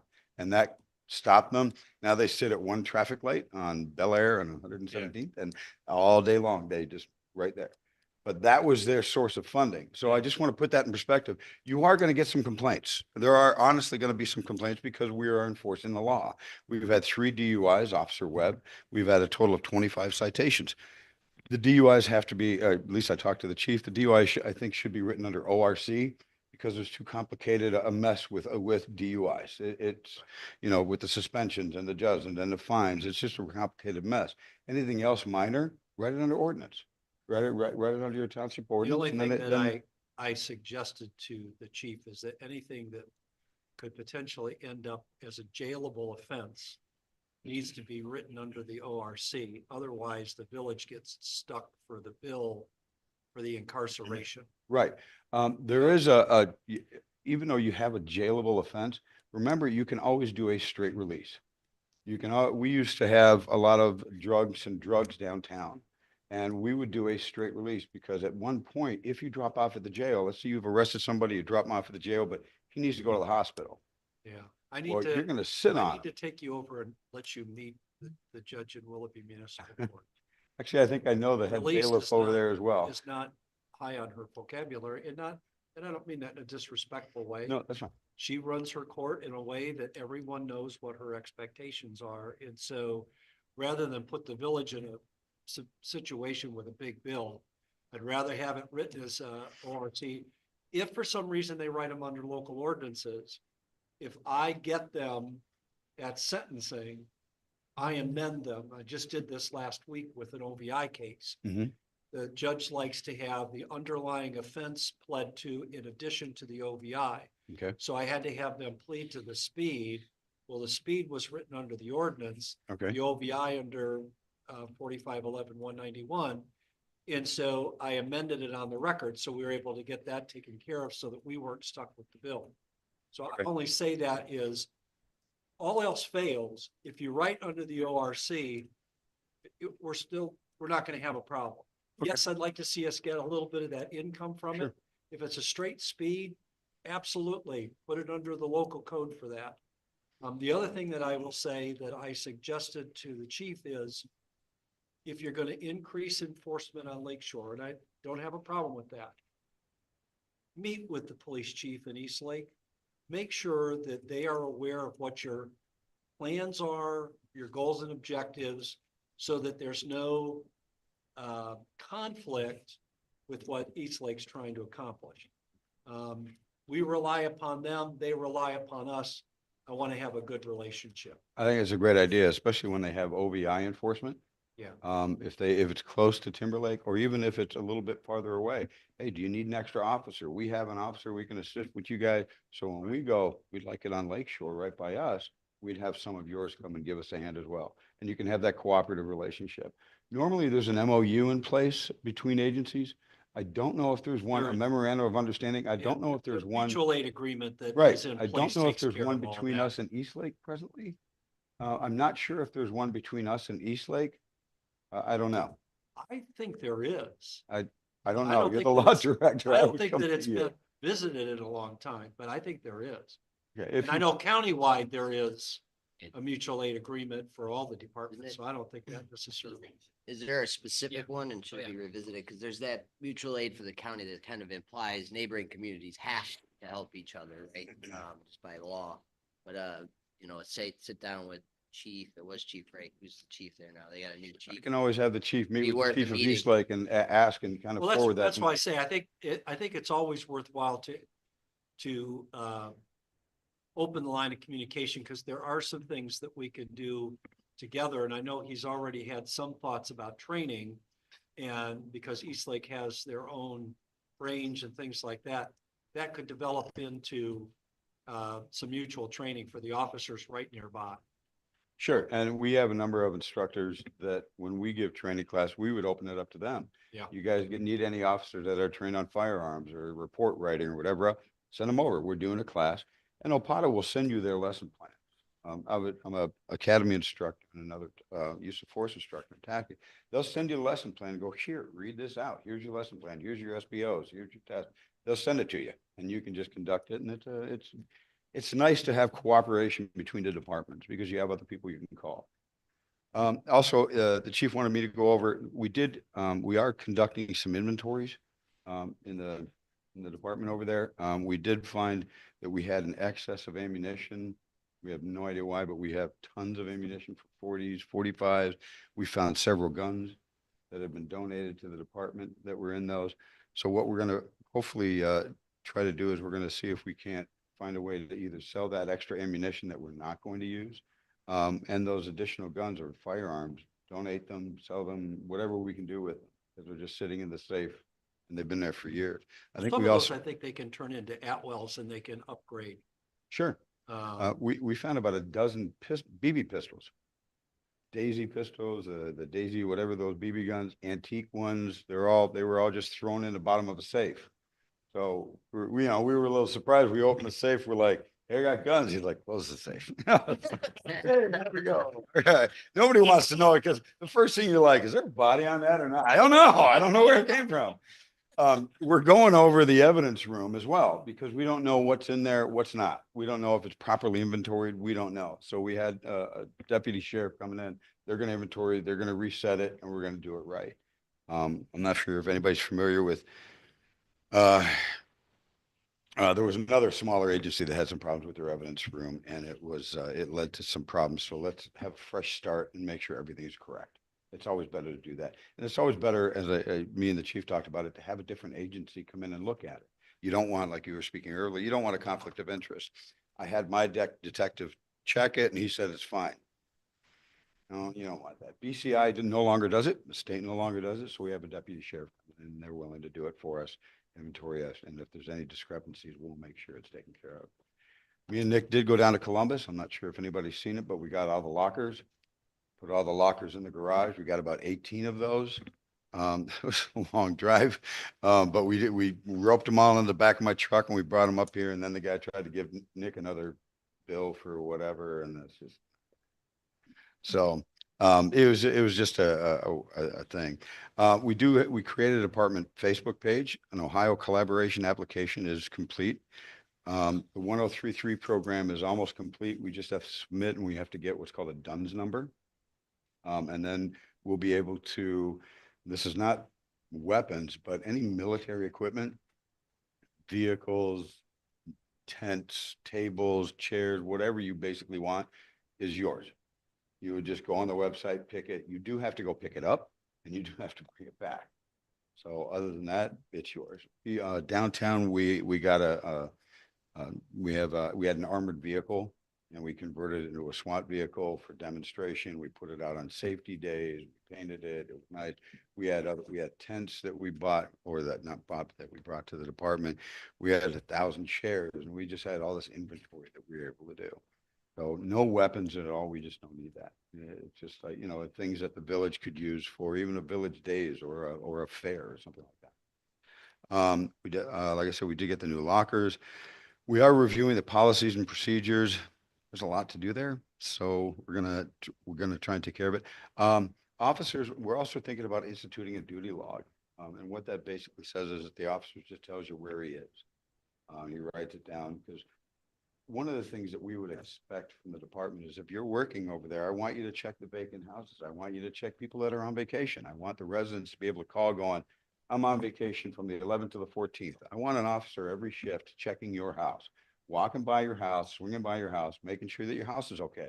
Takes 10 minutes, but we're gonna check your house to make sure you're okay. Because anybody driving through the village, and we should all know this, you see a pile of mail that's not picked up, or you see newspaper that's not picked up, well, somebody's gonna go, nobody's home. And now, you know, somebody might solicit going, hey, I'm selling whatever on your door. Well, they're not. They're just trying to evaluate whether you're home or whether you're not. So we keep an eye on it. We want the officers doing that. We want the officers engaging in that. We want the officers checking everything that we write down. And that duty log will keep track of it. That way you don't have an officer sitting in one place for 8 hours. Hey, this is what I expect from you. This is where I expect you to go. And this is what I want you to do. We do have the other 2 hires for the auxiliary, and we just talked about them. And I think that so far with the department, if there's any complaints or any other notes, I'd write it down, but I think we're doing pretty good so far. We've got a handle on some problems that we were able to digest. We were able to adjust them, and we were able to take care of them. Kind of like resetting a police department to where you really need it to be, to where it's more of a service-oriented police department, not sitting in a coffee shop or anything else. If you're here, I want you working for the village. I want you knocking on residents' doors. If somebody needs help, you help them. I'm not sure if you're aware, somebody had a flat tire. It was an older gentleman, and our officer was out there on his hands and knees putting a tire on. And, you know, he came in and he was just filthy. And I was like, you look great, dude. He looked awesome. He was disgusting and filthy. And please not say this happened, right? So hypothetically, I had a rookie named Nick Dolman, and we're chasing this drug dealer guy. And I'm very careful about where I walk. He was not. He turned the corner, hit this puddle, and just mud covered. I'm like, you look awesome.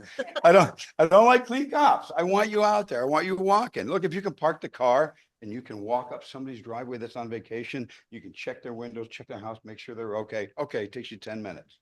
Okay, now you can get back in the car. But don't stay 8 hours in the car. I want you doing something. I want you talking to people. And that's Nick's philosophy as well. Yeah, we'd like to enforce the law and make sure that our Lakeshore Boulevard is good. Make sure we check on the speeders, the OBIs, things like that. But I want you servicing. This is service. Think about yourself as a garbage man. How can you make this better? Because if you're not here to make it better, then you shouldn't be here. There's always Barber College. So I was really strict. I was in charge of the SWAT team for 6 years downtown as SWAT commander. I'm really strict. If you don't like it, you're not here for this, then you're not here. Right? So you should be here for service. That's why you're here. So those are what we're doing. If there's any other grants or anything else, I think I sent an email to you, right? And we talked about it before the USDA kiboshed us and said, you're too rich for the grant. Was median income not that we're not? Yeah, you know, I rural? tried. I was like, yeah, they were like, no, you're up here. I said, but if you look at the people that rent and you put, he was like, no, we're not doing that. I was like, you know, I tried. So like I said, we have those other grants coming in. We are talking to those other people and we'll go from there. How many calls for service December? Pardon me, sir? How many calls for service for December, do you know? I do. And okay, we had, so far not, we had 3 911s. We had 1 accident or MVR. We had 5 assists, 1 civil disturbance, housing checks and DAV checks. You have 12 investigations or 12 crimes that we were investigating, including internal investigations. 3 suspicious vehicles, 62 traffic stops. And like I said, take that into context, 720 hours of police work, 62 traffic stops. You might have 1 every 4, 5, 6 hours, a stop. Out of those 65 or 62 police stops or traffic stops, we wrote 25 tickets. So only 30% of the time when anybody gets stopped, are they even getting a citation?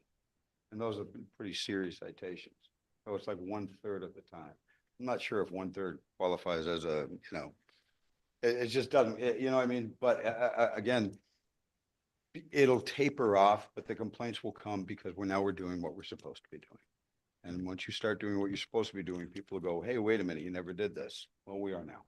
I'm sorry, but this is the standard. If you don't like it. Don't break the law. So that's what we had so far. Total of 185 events during the course of that month, including all the assists, the housing checks and so on. Thank you. So I just want to say that lately, the last couple of months, AT&T has barraged our village with solicitations, knocking on the door.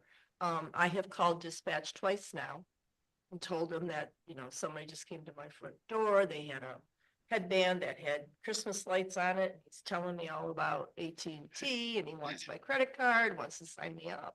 And I'm like, go away, close the door. So I called dispatch.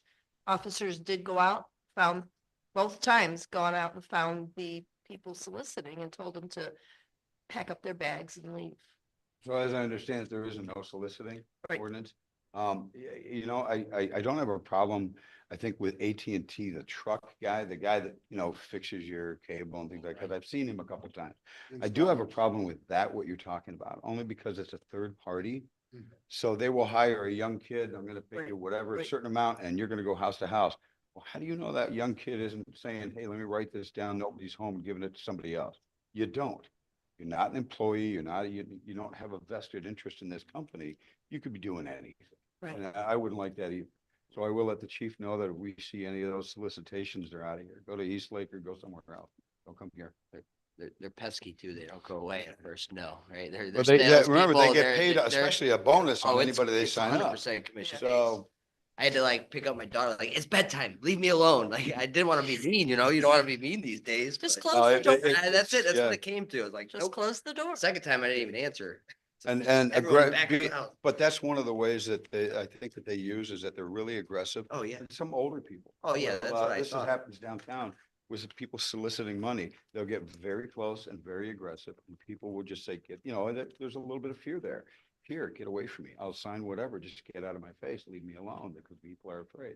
Shouldn't intimidate anybody in that fact. So in that faction. So like I said, I'll tell the chief and we'll make sure we get rid of it. I'm just surprised that I was the only one that made the calls. It kind of bothers me. Because you do see a lot of AT&T trucks around here installing now. They installed the fiber network. Right. Right after that storm. And so I actually signed up. Oh, But see, we had Spectrum. That was the only thing that we could get here. mhm. And AT&T fiber had been promised for a long time. And so I've been watching on AT&T for when it was going to be made available. As they were here installing the fiber. So I was sort of expecting to hear from them. And I was getting regular telephone call solicitations. And they finally sent somebody out to the house. At that point, I signed up. I ended up saving money versus what I was paying Spectrum. So, but I can tell you that after I made the decision to go ahead with AT&T, I haven't been bothered since. So, you know. You're probably not on the do not call list. Yeah. Well, no, actually, I get probably 30 spam calls a day, and I'm on the federal do not call list. Yeah, me as well. They don't care. They don't care. They're There calling is me. one more thing that the chief was gonna institute. It's called Sarah meetings. Will Bratton, who was a police chief in New York City, started CompStat, where they sit down with leaders in the community, political leaders, businesses, residents, and they sit down once every couple of months or once every 3 months, and they say, what's going on? A Sarah meeting is scan, assess, react, and evaluate. If there's any issues, we find out what the issues are, what are the complaints from the people, the businesses, the local leaders, and everything else. We then determine a plan to handle those issues, and then on the next time, we handle it. Is it solved? What's the next one? And we move on from there. And those are Sarah meetings that you have with law enforcement and everybody else, even the churches, your business leaders, everybody. If there's a problem or something that we can do to make it better for you, then we'll do it. And if we were effective, that's off our plate. Let's see the next thing you got. And that's what the Sarah meetings are. So the chief's going to institute that as well. So is there any questions for me or anything else? Thank you. Comment. Fantastic. I appreciate it. I do a lot of I work mean, at home, it pulling up just- case law. Well, I it- get it- called like 2 a.m. Somebody's like, hey, can I do this? No, what are you doing? No. No, That's it why the just law director, I was like, hey, that's the guy I need to speak with. seems like the priorities are being established in a very logical, Right. common sense fashion. And, you know, I think that Chief Dolan's experience working here in the department, he could see some things. Chief Wright, in his experience, your experience, the people that the chief has been able to hire because of previous work relationships and so on. You know, they're all professionals, and it's designed to bring a level of professionalism back into Timberlake Police Department that is long overdue, and I applaud all of your efforts for doing that. It's great to, you know, we've only heard two reports since the chief first took over. His report and now yours, the second. Oh, okay. second Oh, I time. thought you were talking like complaint. No, reports. no. This is reports to council, Okay. and both of them have had such a positive feeling to them. I just applaud your efforts. I think it's great. Well, like I said, if there's ever anything, you have my number, you have chief's number, 24 hours a day, we're there. It doesn't matter. It doesn't matter. If you can't reach the department, reach one of us. We'll reach the officer on duty and say, go take care of it. There should be no reason. One of the things we would like to do is we'd like to end up getting a phone to the officer. Because if you call the department, you should get the officer. Unless he's on a call and can't answer something, you should get the officer. So that call should be forwarded to him. You know, while I'm driving down the street, well, answer it, pull over, answer the phone. That's a resident who needs some help. That shouldn't go to a message or somebody else. It should go to you. We used to have a departmental cell phone. I think we need to get one again. I think that's a great idea. And what we're gonna do is, because I think we're gonna switch over to AT&T now. Mhm. Because they also have that, what is it called, that program? That with the officers, where you're guaranteed the connection. Okay. I forgot the name. I don't but know the anyway, name of the It's program. through Cellular, AT&T, like a GPS type phone. similar to that, but anyway, Okay. but either way, when you get the service, you get a free phone too, so we can get. So I'm gonna Sounds work great. something out there. That's a great idea. We'll switch over. to I AT&T. really like the idea of being able to reach an officer. I hate that if you call a department and an officer's driving around your village, that you can't reach him, that it goes to some kind of answering machine or some other dispatch that then has to round about. No, that's not acceptable. What also we can have is on the cell phone, we can also have an app on it that can tie into the surveillance system here, so they can watch the video cam. Sure. So even if he's on the other side of the village, someone comes up to the door, rings the bell, he'll be able to see it. That's true. I've seen actually people come up and request an officer because they're right down the street or something. Yeah. And I've seen that So- quite a bit as well. So it's a I'll great get with- idea. I'll get with Chief tomorrow on that. Sure. I think that's a great idea. It really is. If there's any other questions for me? No? Sir, Okay. thank you. I appreciate it. Thanks for all the information. Thanks very much. I'll Rick. give it to the chief, and I'll put it in the chief's box and I'll be like, here, I handle this, now you take care of it. Okay, next is zoning and property maintenance. Gary Gray's not here, but he texted me, he said, he only has one written permit for windows this year, and, so far in January, he's got 10 contractor reservations for the year so far. And then, 70 were written total for 2024 total, so. Total zoning or total, what's the contractor reservation? Someone wanting to perform work here and being on. Yeah, anyone who wants to do work has to register as a But contractor. 70 was the total zoning permits for last Zoning year. permits last year, yes. Okay, moving on, purchases and approvals. I have a motion to approve the December 2024 financial report. Mrs. Mara makes a motion. Mrs. Joy seconds. Any discussion? Roll call, please. Mr. Joyce, Hi. Mrs. Joyce, Aye. Ms. Hardwick, Aye. Mrs. Mara, Mr. Thompson. Aye. Mr. Conrad. Aye. Thank you. Next, I have a motion approving payment of $775.86 to Timberlake Village Club for reimbursement of certain 2023 and 2024 Family Day expenses. Mrs. Mara makes a motion. I'll second. Mrs. Hardwick second. Hang on. Since you're Village Club president, I'm going to recommend that you not second. All right, I'll second. It's okay if Joyce you vote on seconds. it. I just don't want you to.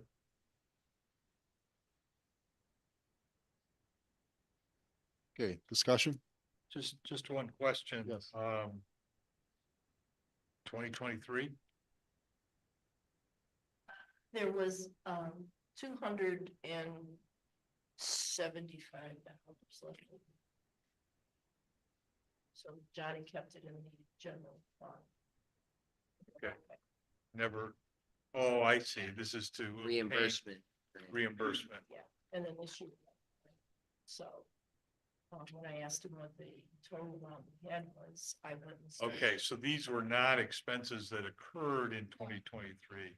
No. They were able, you were able to apply it to 2023 monies. Okay, that makes more sense. I thought somebody was sitting on receipts for, No, it did years. occur in 2023. Those are Huh? from Family Day expenses from 2023 Those and are- 2024, no? No, No? no, 2023 was, they Done. turned in what they Okay, turned in. 2024. There was some left over. Yeah, Okay, some monies left over that was available. and you had a receipt for it, right? yes. Now you have a receipt from 2024 that you can apply with 2023 monies and still use it. Ah, Yes, they okay. have those. receipts. That makes perfect sense. Any other discussion? Roll Good call, job please. getting those receipts. Mr. Thompson, Aye. Mr. Conrad, Aye. Mr. Joyce. Aye. Mrs. Joyce, Ms. Hardwick, Stay. and Mrs. Mara. Thank you. Okay, next move on to public comment. Anyone? No public comment. And if anyone else has anyone else to say before we adjourn?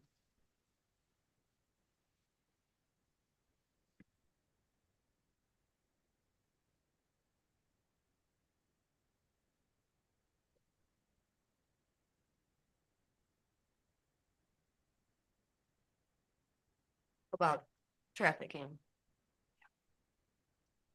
Okay, About Village Club, next meeting is February 10th. So come to support the Village Club, look at some duties for the next year, and we still need officers elected. Thank you.